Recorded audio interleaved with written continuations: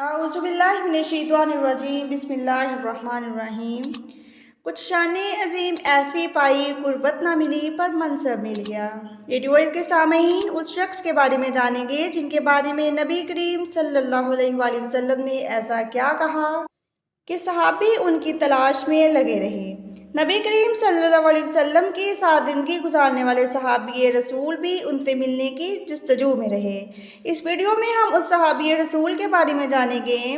صحابہ رسول کی شخصیت اسلام میں نہایت ہی بلند مقام رکھتی ہے، جنہوں نے نہ صرف دین کی خاطر ہر تنگی برداشت کی بلکہ ہر حد سے بڑھ کر قربانیاں دی۔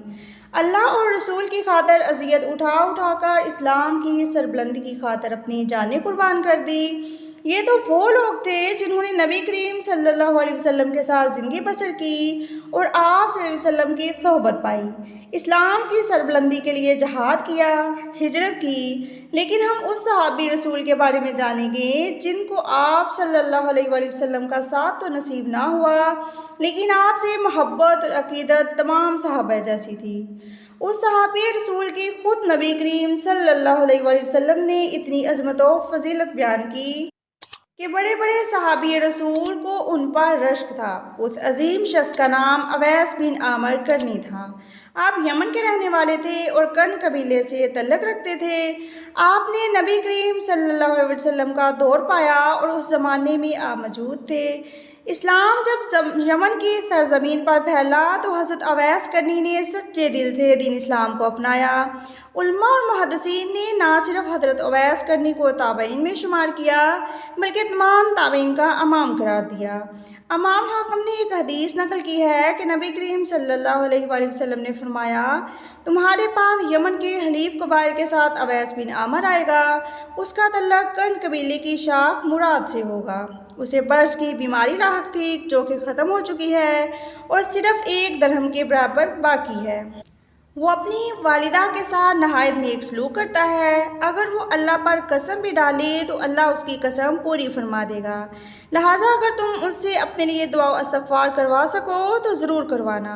ابن عساکر کی روایت کے مطابق حضرت عمر بن خطاب نے 10 سال تک اویس کرنی نامی شخص کو تلاش کروایا، یہاں تک کہ حج کے موقع پر یمن کے لوگ مکہ آئے تو حضرت عمر فاروق رضی اللہ تعالیٰ عنہ نے انہیں جمع کیا اور ان سے پوچھا، تم میں سے جو بھی قبیلہ مراد کا ہو کھڑا ہو جائے۔ لہٰذا قبیلہ مراد کے جو لوگ تھے وہ کھڑے ہو گئے اور باقی سب بیٹھ گئے۔ پھر ان سے فرمایا، تم میں سے کوئی شخص اویس نامی شخص کو جانتا ہے؟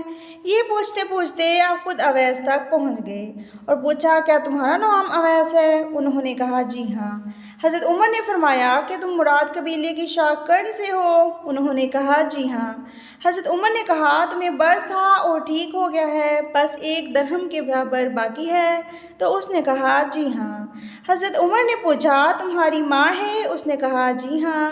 حضرت عمر نے فرمایا کہ میں نے رسول کریم صلی اللہ علیہ وآلہ وسلم سے سنا تھا کہ تمہارے پاس اویس کرنی یمن والوں کے قبیلہ مراد سے آئے گا، اس سے اپنے لیے دعا و استغفار کروانا، لہٰذا آپ میری بخشش کے لیے دعا کریں۔ تو حضرت اویس کرنی نے آپ کے لیے دعا کی۔ بعض روایات میں آتا ہے کہ حضرت اویس اپنے اونٹوں کے ساتھ تھے اور ایک پہاڑ کے پاس لیٹے سو گئے تو حضرت عمر فاروق رضی اللہ تعالیٰ عنہ کی ان سے ملاقات ہوئی۔ ریڈیو وائس کے سامعین، اولیاء اکرام، صحابہ اکرام کی زندگی میں ہونے والے واقعات کی گرہیں کھلتی چلی جاتی ہیں، شرط یہ ہے کہ علم سے رغبت ہو۔ حضرت اویس کرنی نہایت ہی زاہد شخص تھے اور اپنی ماں کی خدمت اور محبت کو ہر چیز پر فوقیت دیتے تھے۔ دراصل حضرت اویس کرنی کی والدہ نابینا تھی، ماں کی خدمت اور دیکھ بھال کی وجہ سے آپ صلی اللہ علیہ وآلہ وسلم کی خدمت میں مدینہ نہ پہنچ سکے، جبکہ بعض روایت میں آتا ہے کہ ایک بار ماں سے اجازت طلب کی، ماں کے کھانے پینے کا انتظام کر کے مدینہ گئے، لیکن شاید قسمت میں ملاقات نہ تھی تو واپس لوٹ گئے، لیکن اللہ نے غیبی طور پر اپنے نبی کو ان کی خبر پہنچا دی۔ جب امیر المومنین حضرت علی خلیفہ منتخب ہوئے تو اویس کرنی کوفہ منتقل ہو گئے تھے اور آپ نے امام علی کے ہاتھوں پہ بیعت کر کے آل محمد کی خاطر جان نثاری کا عہد کیا اور اہل بیت رسول کی محبت میں آپ نے جنگ صفین میں حضرت علی کا ساتھ دیا۔ آپ کی شہادت سن 37 ہجری جنگ صفین میں ہوئی۔